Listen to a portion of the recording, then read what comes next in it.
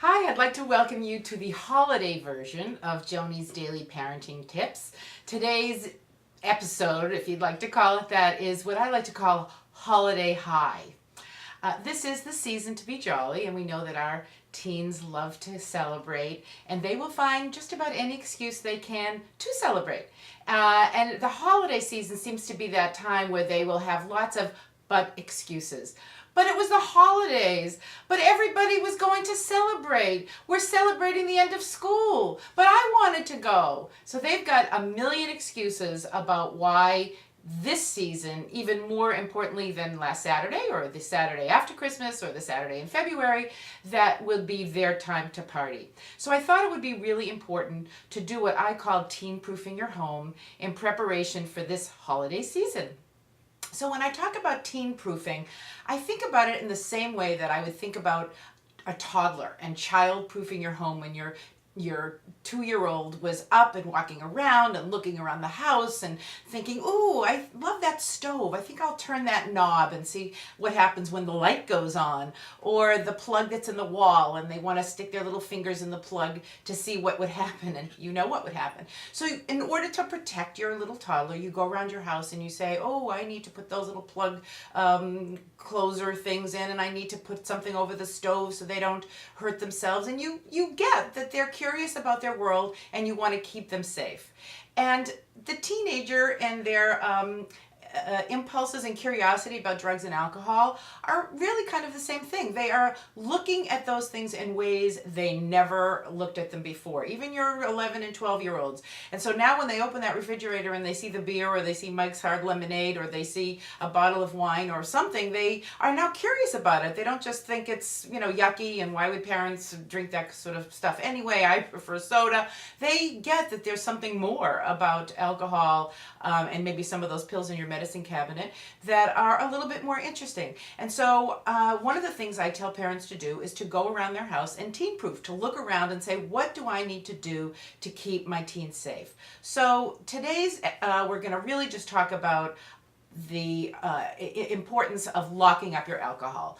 The number one place that all teens say that they access their alcohol is through their parents' liquor cabinets, refrigerators, basements, wherever it is that you keep your booze.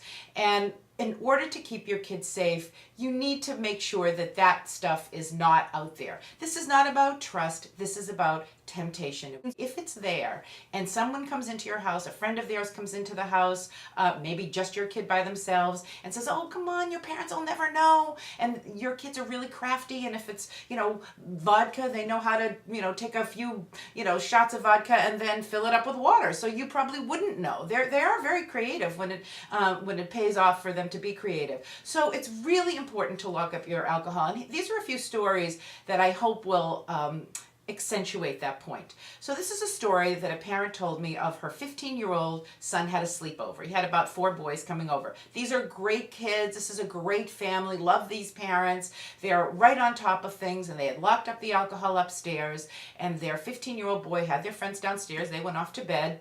And the next morning, the mom comes down to the basement. All the boys had left, and she was going to do her reconnaissance cleanup. And she goes into the laundry room, and there, right on top of the basket, were 5 or 6 beer cans. Now, again, the kids hadn't gotten trashed. They were throwing up all over the basement, but there were 5 cans of beer there that they had gotten out of the refrigerator that was in the basement that held the beer. So, of course, the mother was furious. How could her son have betrayed her trust this way? How could he have put her in this kind of danger? She was furious. So she walks into her son's room and she says, I can't believe you would do this to me. And the son says to her, Ma, you gotta lock up the beer. He said, you can't expect me to say no to my friends. And that is exactly right. Teens do not have the gumption at this point in their lives to stand up to their friends and say, this is my parents' stuff. You can't touch that. No, they're self-conscious, they feel very vulnerable, they want to make sure they're cool, and so yes, they will say, fine, just don't let them, find out, and, of course, but then they leave the beer cans right on top of the basket. So the issue here isn't that the kids had 5 beers. I mean, obviously, they left the house and they were all fine, but it could have gone another way. And you don't want to be responsible for some kid in your house who has had beer at your house. Maybe he's a diabetic and, he triggered something in his body, or, maybe, he has a little buzz and he trips on the step, going down into the basement. You don't want to be responsible for that. So if it's not there, not an issue. So that's just so that's sort of an easy little story. This one's a little bit scarier. This is a story about a 12-year-old boy.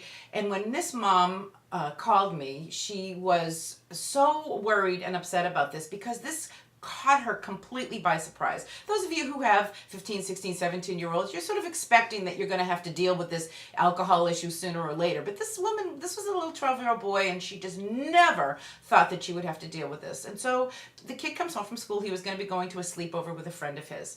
And they walk in the house after school, and he's getting ready to go in his sleepover, and she sees him going into the kitchen. She's sitting in her living room, reading the paper and looking at the scene in front of her, beautiful picture window. And she hears him in the refrigerator, and he takes out something. She doesn't really know what, but it's after school. He must be getting a snack. And then she hears him go outside, and then he comes right around this window where she is. Maybe he doesn't realize that she's there. And he has two 16-ounce bottles of Coke, those plastic bottles. And so she watches him pour out the soda. That puzzles her. And so she decides to ask him about it. He comes back into the house and, honey, why are you spilling out that soda? I don't get it. And he said, oh, it's a science experiment. This was February. We're just trying to find out the freezing temperature for Coke. So again, because this is a 12-year-old and because he's 12, she didn't really think much about it. She was like, well, I get kind of a silly experiment, but okay, fine. So then he gets ready to go in his sleepover, and he walks out into the living room ready to go, and she's going to drive him to his friends, and he's carrying a backpack. Now, I raised a daughter, so I don't know that this was an issue, but she immediately red flagged the backpack because apparently boys don't take backpacks to sleepovers because they don't take anything. They don't have clothes and they don't want to brush their teeth, so they don't usually have anything. So the mom said, hey, honey, why do you have your backpack? And the son said, oh, I'm just bringing video games over. And again, made complete sense to her. So, but the mom was on top of stuff, and so they left and they got into the car, and they're sitting in the car, and she looks over at his backpack, and she sees that there's a big bulge in one of the pockets. And she said, honey, what's that? That doesn't look like video games. And because he was 12, he kind of immediately broke down and started sobbing and said, it's not. And she opens it up, and those two 16-ounce bottles of Coke were now filled with every kind of alcohol that was brown from their liquor cabinet.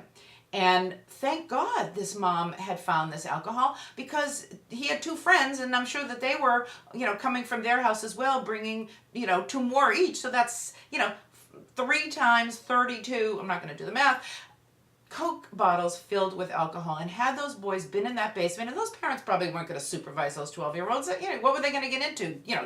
Too tall, a Lego tower? No. So they would have left them to their own devices, and something really serious could have happened. So it is important to acknowledge that it's not just your 16 and 17-year-old kids who are going to be getting into your liquor cabinet, but also perhaps those little 12-year-olds or 13-year-olds who are just really curious. And I'm sure these boys were sitting around the cafeteria table going, hey, let's bring some alcohol tonight and see what it's like. Let's get drunk and see what it feels like. And so they all kind of got caught up in this moment of, what is it going to be like to get drunk? Let's do that. So the first thing is to just not have it available. And this is about safety. So if your kids say to you, why are you looking up the booze?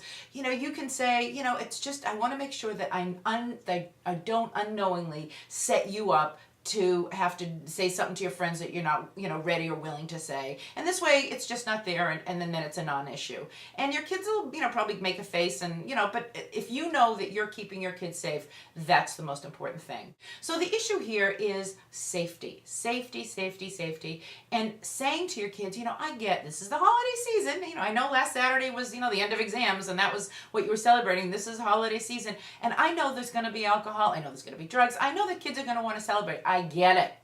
But I need to make sure that you're safe. So let's come up with a plan. Let's make sure that, I'm going to be driving you and picking you up just to make sure that you're not tempted to get into anybody's car. And I'm going to make sure that if you get into trouble, you give me a call. I will be there. I'll meet you 3 blocks away. You can text me so nobody knows that you're doing it.